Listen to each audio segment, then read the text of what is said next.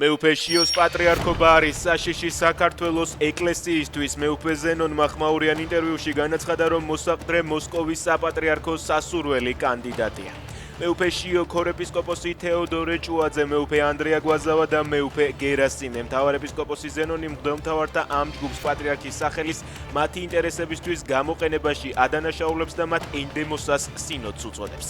მეუფე ზენონის თქმით, კონკრეტული ბიზნესმენი მღვდელმთავრებს მიტროპოლიტი შიოსთვის ხმის მიცემას თხოვდა. მთავარეპისკოპოსმა ციანიდის საქმეც გაიხსენა, როცა მისი განცხადებით მთავრობა მღვდელმთავრებს იბარებდა მოთხოვნით, რომ მომდევნო პატრიარქი მეუფე შიო უნდა გამხდარიყო. სომხეთმა და საფრანგეთმა სტრატეგიული პარტნიორობის დამყარების შესახებ შეთანხმება გააფორმეს. გუშინკი ქვეყნის პირველმა პირებმა ხელი მოაწერეს დოკუმენტს ბაგუშატის გვირაბის მშენებლობაზე, რომელიც ირან-სომხეთის და საქართველოს-სომხეთის სასაზღვრო მონაკვეთებს დააკავშირებს.